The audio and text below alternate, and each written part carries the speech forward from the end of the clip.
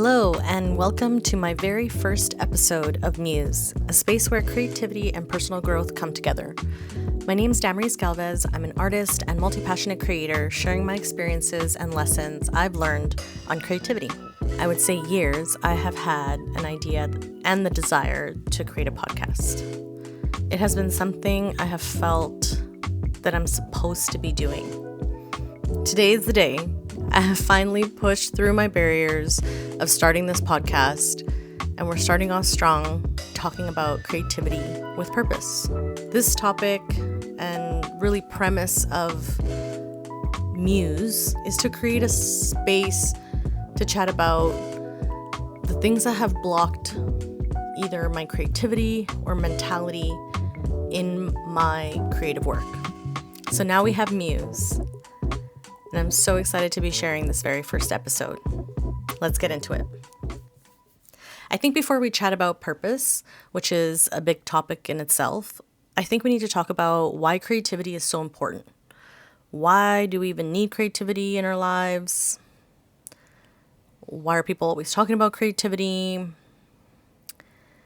For me, creativity is a way to make connections of the world around me.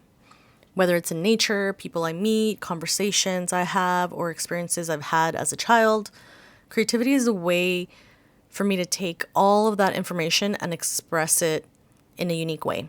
Without our unique points of views and experiences, we would not be able to create new ideas that change our future experiences and perspectives. I've also heard people say pretty often that they're not creative or that they feel they are not good at creating things or sharing their creative work with others. But I believe everyone is naturally born creative. Whether or not in this point in time you're using the world around you to inspire creativity is a totally different point entirely. But the ability to do so is always there. The ability to feel inspired and to create something is always there. You can always find a way to take from different aspects of your own personal lives and create something new, something that is specific to your perspective. For example, for me to create this podcast about creativity and mindset, I know there could be, and I'm sure there are, so many other podcasts out there that exist already talking about these topics. But no one out there would be able to approach it from my perspective, personal reasons, or experiences I have had that have brought me to this point to create it.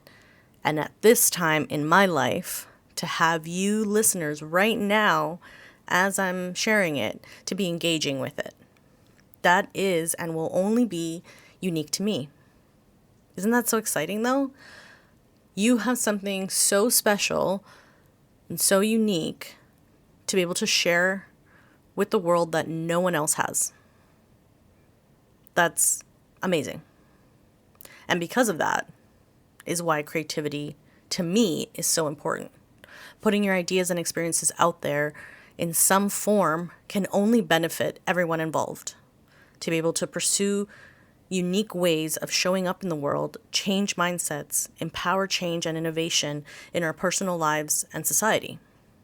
I feel encouraged to pursue my goals when I hear and see others doing that for themselves.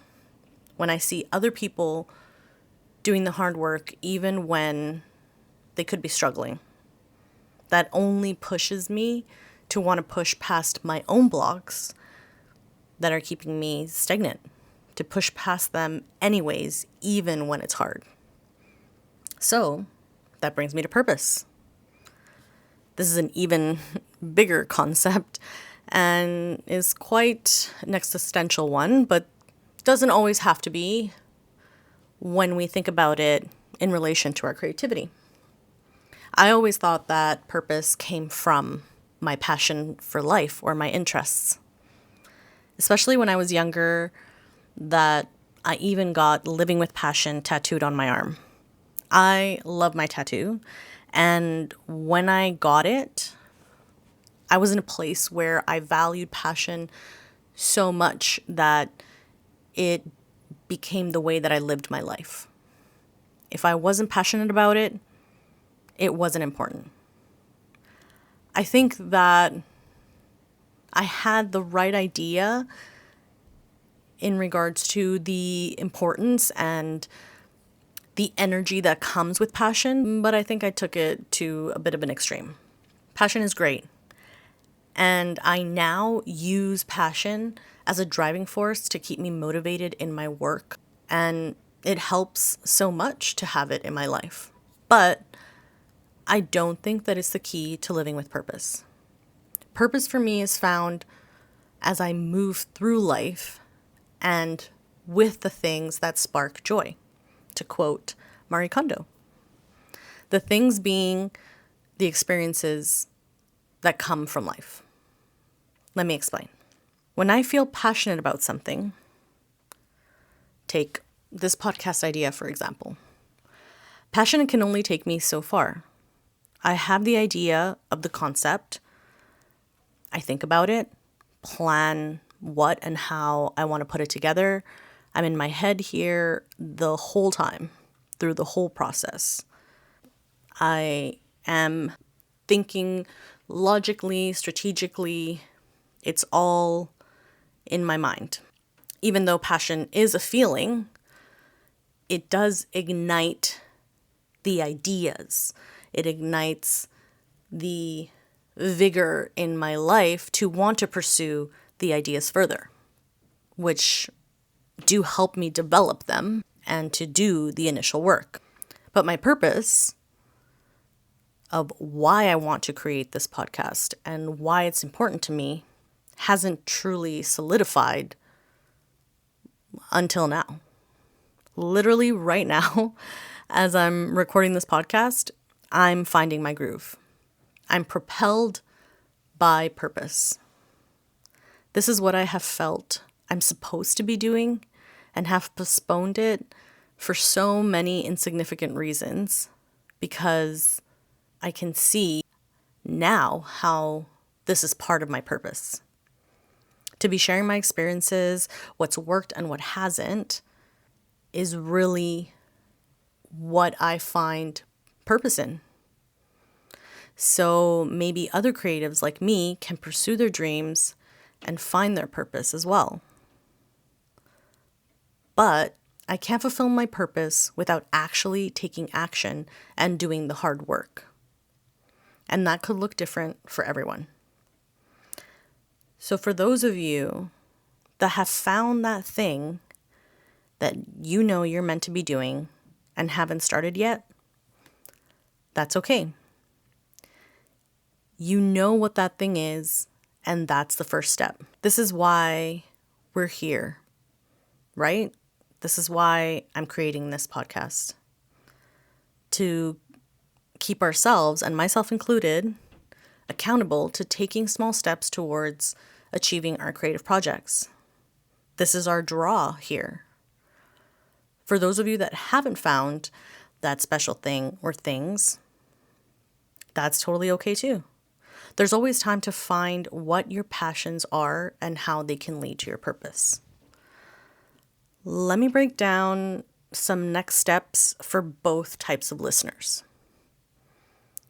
Let's start with those of you that are still trying to figure out what your interests are or what you should be doing next. Number 1, there are no wrong answers here. I call myself a multi-passionate because I am.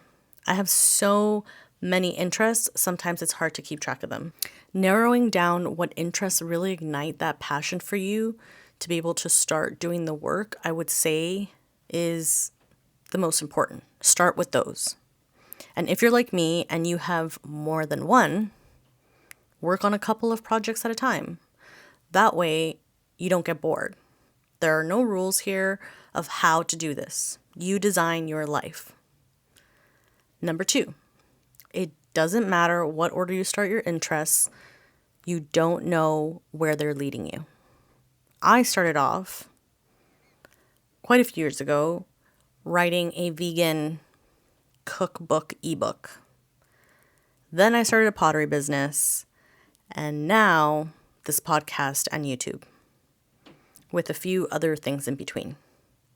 Taking a chance on anything is the initial step. I didn't know that writing an ebook would lead me to making this podcast. But all the things that I learned from starting and finishing that ebook has definitely made a difference and has helped with every step of all the other projects that I have started and worked on since. Number 3, take action and start something, anything. Write a list of your interests you currently have or would like to start to learn. Curiosity is the key here. Explore everything and anything. Ultimately, you're going to enjoy it and you will be able to take something away from it to then pursue the next interest. The point here is to start with something and then slowly you'll be able to narrow down what the real and long-lasting passions and interests you can keep doing until you feel satisfied to go on to the next steps. So right now we're just going through that list of interests and narrowing down, kind of filtering through the things that you are really passionate about or know that you want to pursue more long-term. Now, for those of you that have found that thing or things that you know you want to be pursuing and sharing with the world, these are some next steps. Number 1, start small. I even say this to myself all the time. Pick one aspect of the project to start with. Whether that is starting a mood board, picking a color scheme, etc. I usually like to create a list of all the things I would need to accomplish a specific project, even all the small details, and then I start with all the things that I think are fun first. That way, I'm building momentum through getting some of it done. So we're kind of ticking off that list. Number 2, now that you have that list, the next step is really to take action. So similar to the first section, actually starting somewhere is better than doing nothing towards your creative dreams. When I start any project, I always start with a mood board. That just kind of gets my creative juices flowing. Then I'll break down the concept of my ideas, figure out the whys, and then slowly work my way through the bigger tasks, like making a logo, designing, whether there's recording or editing, kind of the bigger, longer parts of the project. The areas that take the most time usually I leave for last. So now that brings us to number 3. Don't forget to have fun. Don't take yourself or your projects too seriously. You're just starting out. I've done this before, and it really does take away from the process and the enjoyment of learning and experiencing things for the first time. I think having structure is so beneficial and helps to keep the momentum going. But also, I do think you will need times of rest and reset, and that's important. It will keep your creative juices flowing, and most importantly, it will let your work breathe a little, so that once you come back to it after a break or some time, you can see if you're heading in the right direction that you thought, or if you feel what you had envisioned and what you'd worked on already is still what you want to do. Being able to create this space to breathe will allow room for growth and pivoting if needed without the pressure. The key is to reduce the pressure that is keeping you from taking action. Because ultimately, this is your work and you want your work to be as authentic to you as possible. You want to have fun with each process of the project. So these are just some simple ways that I cultivate purpose in my life and how I keep moving towards my creative goals.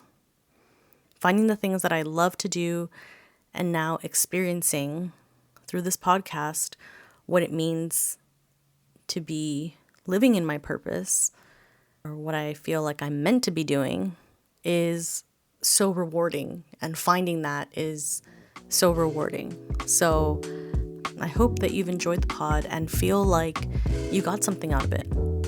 Please share or leave your comments and thoughts.